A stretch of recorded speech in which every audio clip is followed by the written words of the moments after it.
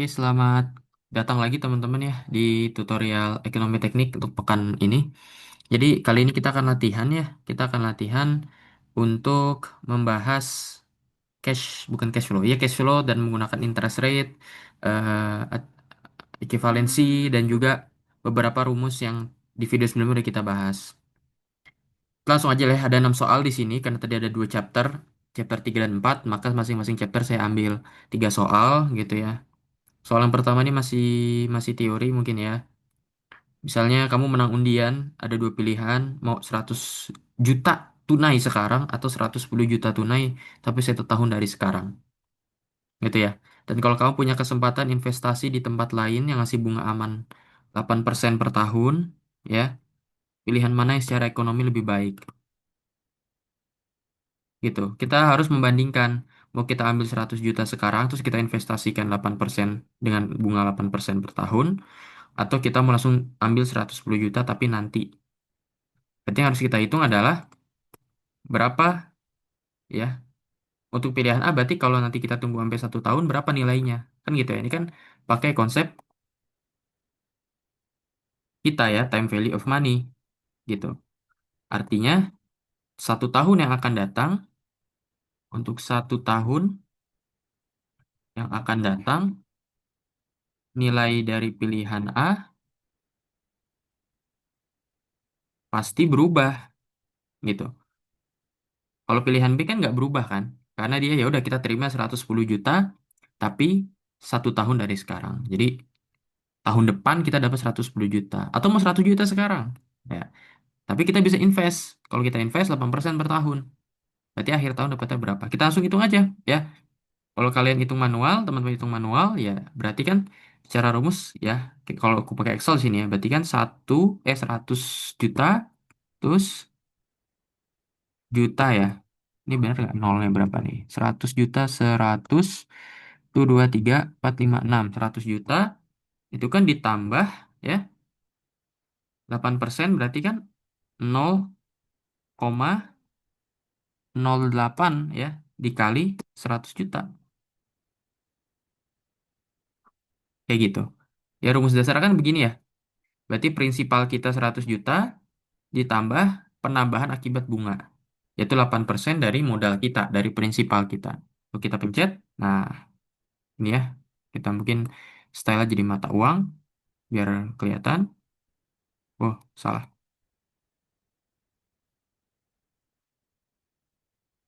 Maka di akhir tahun yang pertama, uang 100 juta ini kalau kita invest, kita akan dapat 108 juta.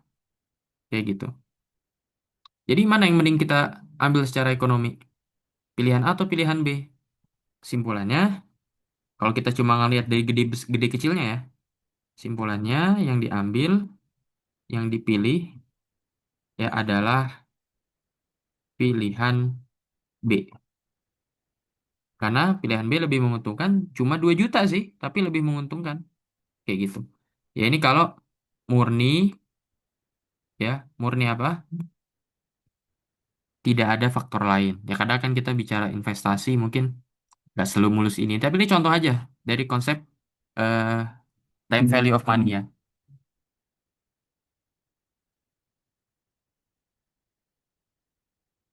Ini konsep dari time value of money untuk menentukan enakan mana nih, uang sekarang atau uang besok-besok. Ternyata mendingan uang ditunggu tahun depan. Tapi sih kita dapat 110 juta. Walaupun kita belum tentu dapat, umur kan gak ada yang tahu. Oke, kayak gitu ya. Harapannya ini konsep yang bisa membayangkan dulu. Kita lanjut ke soal nomor 2 ya, teman-teman ya. Nah, ini soal nomor 2. Seorang engineer mau membeli sebuah alat ukur 25 juta dalam 4 tahun ke depan. Jadi dia nilainya 25 juta dalam 4 tahun ke depan. Untuk itu dia menabung uangnya hari ini di sebuah bank ya dan menawarkan 6% per tahun. Bunga majemuk tahunan. Ini compounding ya tadi ya, compound. Jadi em, berapa uang prinsipal P-nya yang harus dia tabung hari ini? Ya. Harganya 25 juta nih, 4 tahun yang akan datang. Jadi dia harus nabung berapa supaya dengan bunga 6% dia dapat tuh minimal 25 juta. Minimal ya, minimal 25 juta.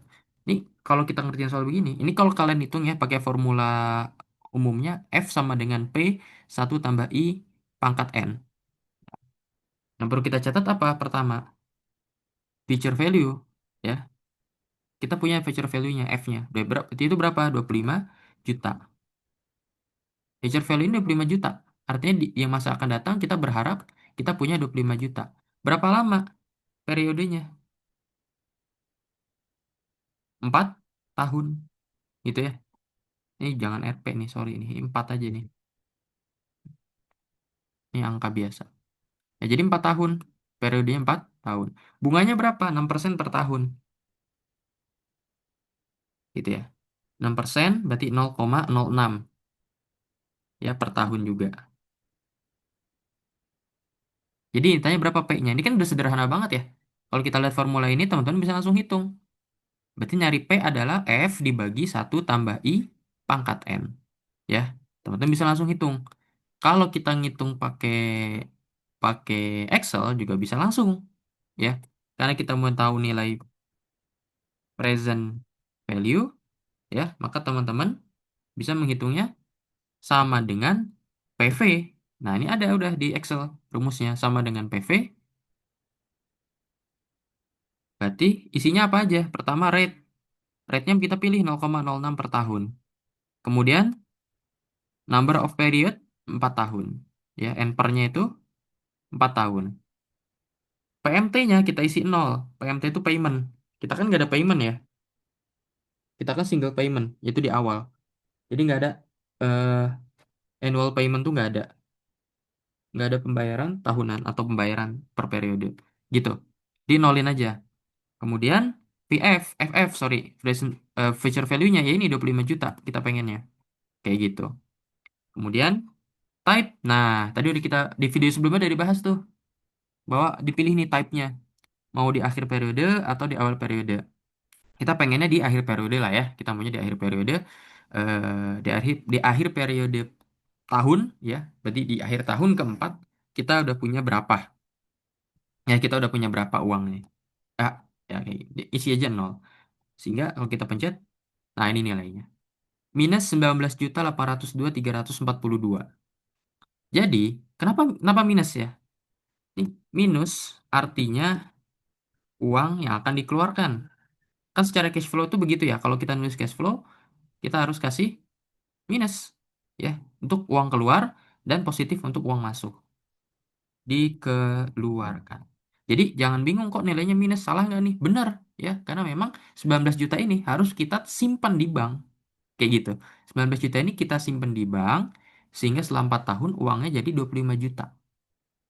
Jadi 19.802.342 rupiah harus disimpan di bank dalam 4 tahun dengan 6% supaya dapat 25 juta di akhir tahun keempat. Kayak begitu. Tapi beberapa buku termasuk buku yang kita pakai itu biasanya menambahkan minus di depan rumusnya teman-teman. Jadi kan ini sama dengan PV langsung. Beberapa buku ngasih minus, jadi sama dengan minus PV sehingga dia akan positif. Apapun itu nggak perlu bingung ya teman-teman. Kalau teman-teman ngasih minus di depannya silahkan ini secara rumus Excel ya. Teman-teman silahkan tambahkan. Tapi kalau teman-teman hitung manual, kayaknya ini nilainya positif deh. Ya, teman-teman hitung manual nih. F dibagi 1 tambah I pangkat N, pasti kan hasil 19 juta sekian nih, positif nilainya. Kayak gitu. Tapi kalau secara Excel, kalau kita nggak kalau kita nggak kasih minus di depannya, dia nilainya negatif. Tapi sekali lagi jangan bingung, karena minus artinya betul uang yang akan kita keluarkan. Ya, memang betul kan dalam konteks ini kita akan mengeluarkan uang. Kayak gitu. Semoga bisa dipahami ya untuk contoh soal pertama. Yang penting adalah breakdown kategori-kategori ini ya. Mana feature value, mana periode, mana bunga, apa yang ditanya ya itu harus ngerti. Mungkin kita lanjut ke soal nomor 3 ya. Lanjut ke soal nomor 3 ya ini eh kita manajer proyek gitu katanya dan punya dana 50 juta. Diinvestasikan 2 tahun. Kita punya dana sekarang 50 juta, berarti present value-nya 50 juta. Investasinya 2 tahun. Ada dua penawaran dari bank, yaitu Bank X dan Bank Y. Bank X punya bunga 12% per tahun, compounded kuartal. Nah, ya, kuartal berarti 4 kali setahun. 4 kali setahun berarti 3 bulan. Per 3 bulan cair bunganya, keluar bunganya. Tapi 12% per tahun. Kalau Bank Y, 11,8% per tahun dan dihitung tiap bulan. Kan sekilas Bank X terlihat lebih unggul. Sekilas. Kenapa? Karena kelihatan bunganya lebih gede nih, 12% per tahun. Ya enggak? Tapi kita diminta buktikan dengan perhitungan, jadi sebenarnya bank mana yang memberikan hasil akhir yang lebih besar? Apa bank X atau bank Y? Kayak gitu. Ya kita buat aja dulu ya. Pertama parameternya, kemudian di sini adalah bank X, kita bandingkan dan bank Y. Kayak gitu. Pertama kita punya future value yang sama. Present value ya. Present value yang sama, di mana bank X itu adalah 50 juta. Bank Y-nya juga 50 juta. Kayak gitu. Sama-sama ya, dia punya 50 juta di awal. Kemudian apa yang kita ketahui berikutnya dari sini? Periode compounding kan? Kalau tadi di soal sebelumnya kita lihat, kita tulis periodenya. Periode compoundingnya kalau bank X itu adalah 3 bulan. Ya. Kalau ini per bulan, per 1 bulan. Jadi periode dalam dalam satuan bulan. Ya. Nah, bank X 3 bulan dibayarnya. Kalau bank Y per bulan dibayarnya. Dengan bunga, ya, ini kenapa di bold ya? Nah, dengan bunga, kalau Bank X 12% katanya 0,12. Kalau si Bank Y 11,8 0,118. Kayak gitu. Jadi kita breakdown dulu nih kasusnya. Tapi kan 0,12 ini kan per tahun. Bank Y juga 11,8%-nya per tahun. Padahal dia ada periode di sini kan ya. Sehingga apa yang kita lakukan? Kita menghitung dulu bunga efektif. Nah, efektif annual rate. Bukan kan tadi bunga itu ada nominal, ada efektif gitu ya. Kita hitung efektif. Karena yang kita punya 0,12% sampai 11,8% ini bukan bunga efektif. Nah, ini di rumusnya ya, teman-teman bisa lihat ada I sama dengan R per M. Ada IA, nah yang kita pakai untuk menghitung adalah effective rate gitu ya. Effective rate itu yang mana? Yang ini, yang IA. IA sebenarnya 1 tambah R per M pangkat M min 1. Ini yang kita cari. Jadi kalau teman menghitung manual, hitungnya pakai ini, rumus IA. Ya, untuk dapat berapa bunga efektifnya. Efektif hmm, annual rate, gitu aja ya, EAR. Sorry, EAR, year. Effective annual rate,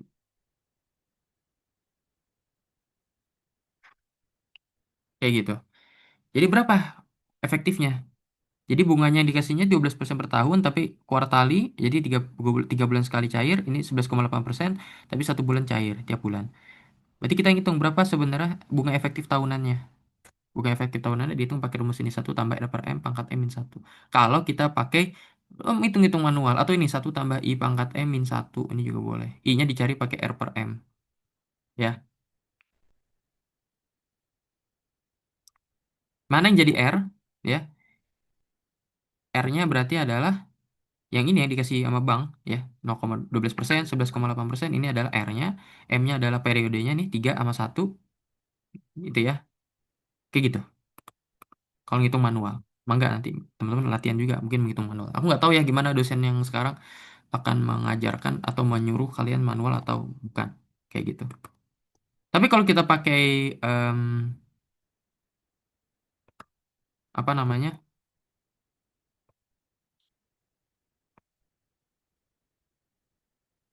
em, Excel. Ya, ini langsung aja efektif annual rate tadi dari kita di video sebelumnya udah dibahas rumusnya langsung sama dengan efek. Nah, efek dari pertama nominal rate. Nominal rate kan yang ini 12% per waktu periodenya 4 kali setahun. Ya. Kok bukan 3 Bang? Iya.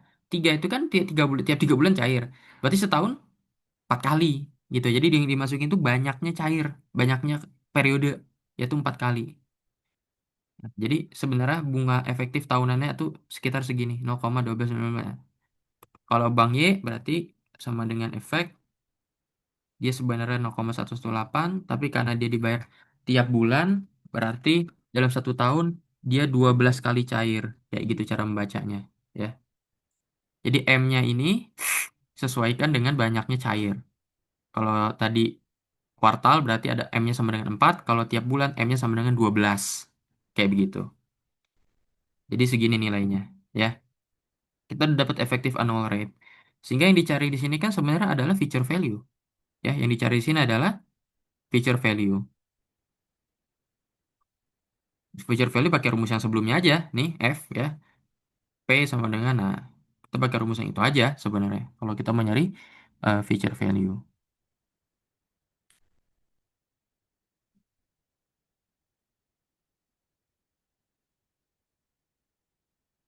Nah, kita hitung feature value-nya, VF, ya. Itu berarti sama dengan FF, maksud saya. Rate-nya berarti ini yang dipakai, ya. Berapa lama? 2 tahun. Nah, periodenya 2 tahun, masukin 2. Payment-nya 0, PV-nya adalah 50 juta, di akhir periode aja ya, 0 gitu. Yang kita akan dapat nilainya berapa nih? 63 juta sekian, ya. 63.338. Masukin juga untuk Bank Y, maka kita punya feature value-nya adalah ini, kemudian NPER-nya mana NPER? NPER-nya berarti 2 tahun, ya. Payment-nya 0, kemudian PV-nya 50 juta, dan type-nya adalah 0 lagi. Kita akan punya hasil nilainya berapa nih? Nah, ini 63 juta sekian juga. 63 ini kalau kita hitung selisih aja ya. Kita hitung selisih. Berarti kan sama dengan eh, ini kurang ini. Ini mungkin, nah nih, perhatikan ya teman-teman ya. Ini kan uangnya masuk atau keluar dari cash flow? Keluar ya, karena kan mau diinvestasikan. Jadi jangan lupa pakai minus kalau bisa. Kayak gitu. Ini juga minus. Ya, plus minus itu penting karena takut teman-teman bingung sebenarnya. Tapi kalau nggak bingung nggak apa-apa ya. Present value karena dia diinvestasi dia masuk. Jadi min 50 juta, min 50 juta. Tapi di akhir tahun kedua dengan bunga sekian di Bank X akan jadi 63 juta. Ini keluar nih, uang keluar bukan uang masuk kalau cash flow-nya. Ini juga sama. Kayak gitu. Jadi kalau kita hitung selisih, ini kan tinggal Bank X dikurang Bank Y kan. Sorry. Nah, ternyata Bank X betul secara perhitungan lebih unggul daripada Bank Y. Dua hal yang menjadi parameter kalau kita mau lihat unggul atau tidak. Pertama, EAR, Effective Annual Rate. Yang kedua, VF, FF, FV, Future Value ya. Kayak gitu.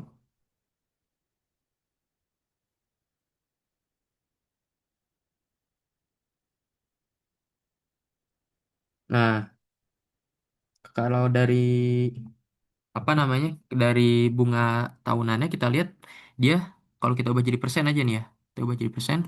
Nah, kan kelihatan Effective Annual Rate nih, mungkin dikomain aja ya.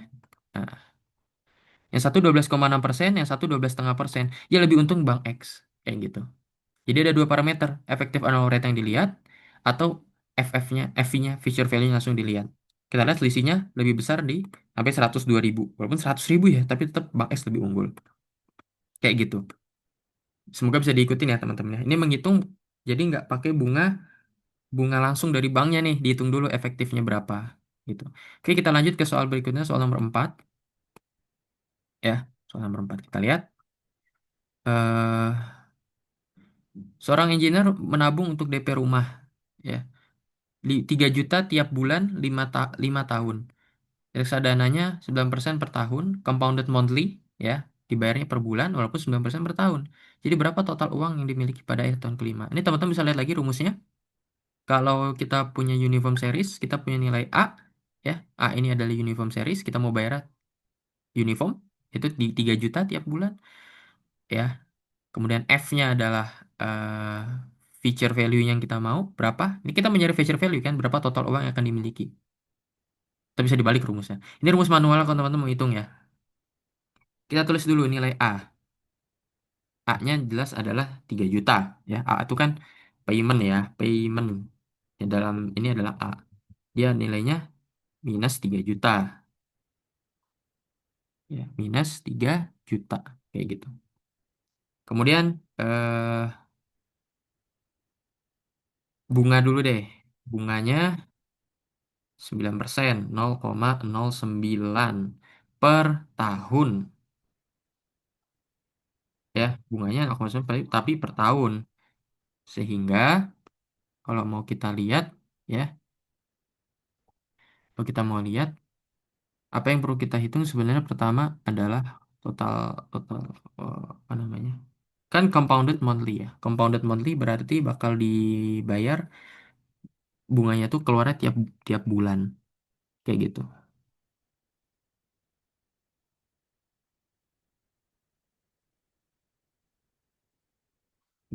Karena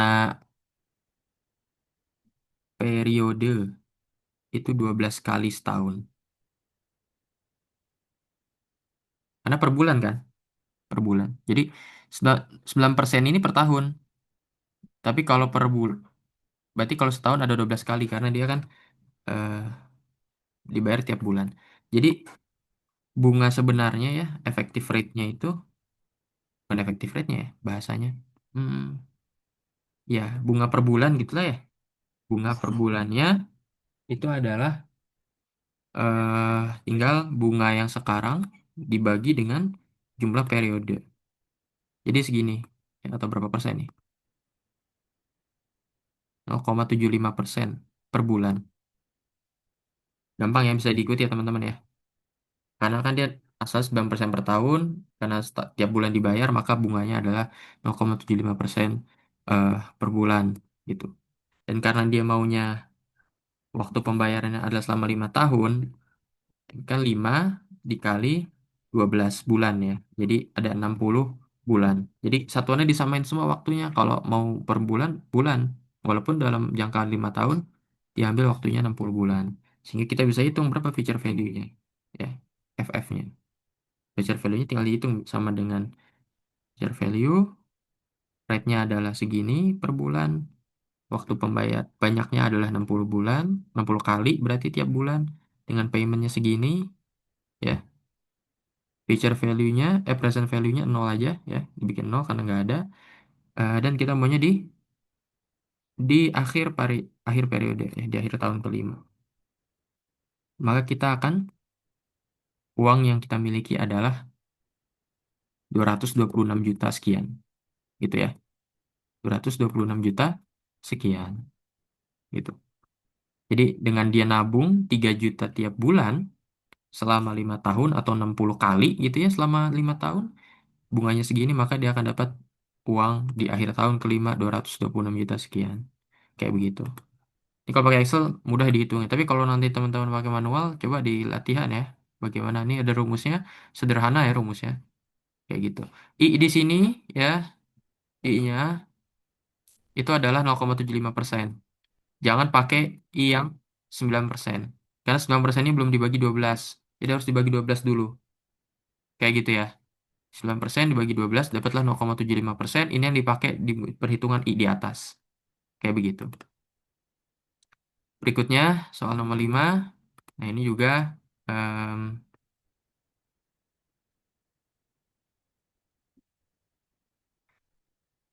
ini kalau pakai gradien ya. Jadi pabrik beli mesin baru 5 juta di akhir tahun pertama, meningkat 500.000 tiap tahun 5 tahun ke depan.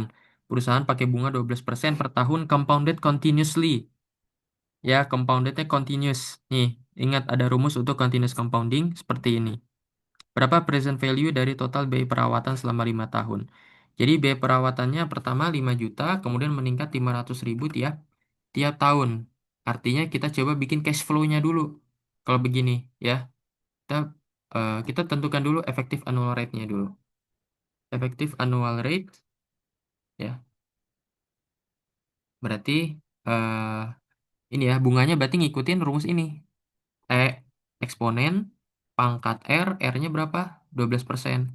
0,12 dikurang 1, yaitu segini ya. Gitu. Oke.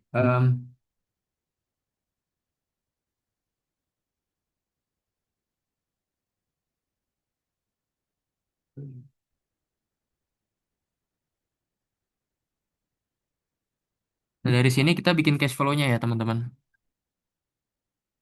Dari sini kita bikin cash flow-nya. Kalau teman-teman bikin, berarti kan ada tahun ya. Karena dia pengen 5 tahun, tahun 1, 2, 3, 4, dan 5.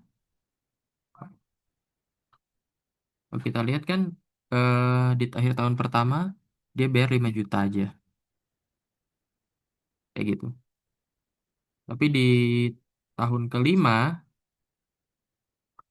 di setiap tahun ada kenaikan 500.000. Jadi kan secara formula kita tahu ini ya ditambah 500.000. Dan ini kan seterusnya berjalan kayak begini. Itu ya teman-teman. Oke, berarti kita bisa nih menghitung nilai NPV-nya ya. Kita bisa ngitung NPV-nya, Net Present Value, pakai rumus NPV langsung. Kayak gitu. Bunganya yang pertama ini, kemudian kita ambil range dari cash flow kita. Jadi, net present value-nya adalah 20.810.000. Artinya, kalau selama 5 tahun kita bakal membayar 5 juta dan meningkat 500.000 terus, kita di hari ini perlu menyiapkan 20.810.887 rupiah. Kayak begitu. Atau kita juga bisa langsung, kalau ini kan langsung ya NPV pakai rumus di Excel.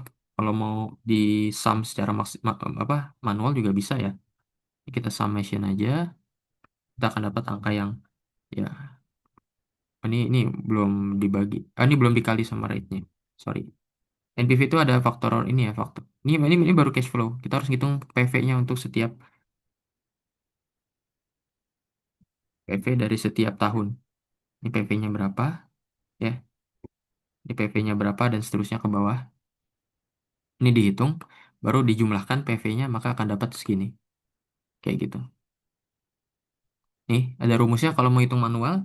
Jadi dari bikin cash flow, bikin PV-nya pakai rumus ini, G. Kalau di sini berarti kan G-nya adalah 500.000 ya. G-nya 500.000. Kayak gitu. I-nya yang mana? Ini yang udah kita ambil. Effective annual rate. N-nya adalah 5 tahun. Ya, 5 tahun.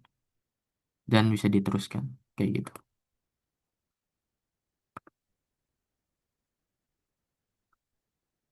Ya, kalau kita hitung ini PV. Berarti kan bunganya ini per 1 tahun. Paymentnya, paymentnya 0. Feature value-nya berarti adalah ini. Type-nya 0. Gitu ya. Oh, bukan ini deh. Teman-teman bisa ngitung manual ya nanti ya.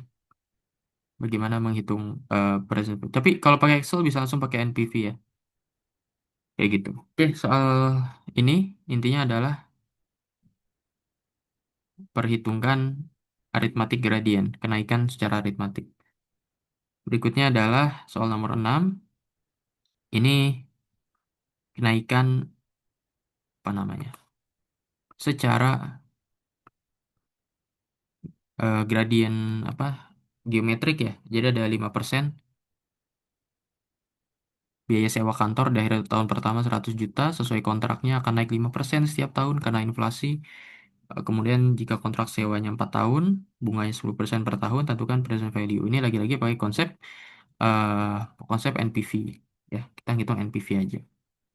Kita harus bikin cash flow-nya dulu. Ya, karena dia dibayar tiap tahun ya kalau nggak salah. Sesuai kontrak bayar 5% setiap tahun dan dibayar selama 4 tahun. Artinya nggak perlu kita konversi nilai bunganya ya. 10% per tahun. Berarti kita bikin cash flow-nya.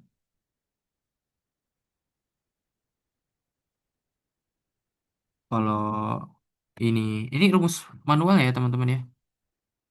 Bahwa kalau A1 ini berarti kan pembayaran di tahun pertama itu 100 juta. G-nya ini adalah kenaikannya 5%, 0,05. N-nya adalah 4 gitu. Dan di sini I tidak sama dengan G. Kalau I sama dengan G, kita pakai formula yang di bawah ini.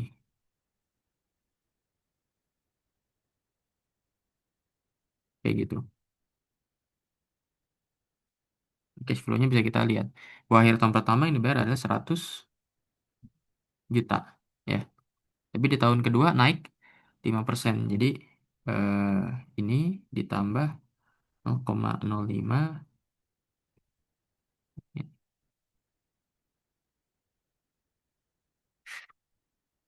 Ini bisa diteruskan. Ini adalah kenaikan. Cash flow-nya seperti ini. Dari sini kan kita bisa langsung aja ngitung NPV-nya. Ya, pakai rumus di Excel. Kayak gitu. Kita bisa ambil NPV-nya dengan rate-nya 10% atau 0,1. Kemudian kita ambil cash flow-nya seperti ini. Jadi kita punya 339 juta. Jadi yang harus disiapin si perusahaan ini 339 juta supaya selama 4 tahun dia bisa bayar sewa yang naik 5% tiap tahun dengan bunga 10%. Itu ya teman-teman untuk tutorial kali ini pembahasan interest and equivalence terus juga repeated cash flow. Em, Nanti menjelang ujian kita akan ada mungkin bahasan khusus ya tentang persiapan ujian, bahas latihan-latihan soal. Eh, itu aja untuk tutorial kali ini. Semangat semuanya. Kalau ada pertanyaan boleh follow up ke aku secara pribadi.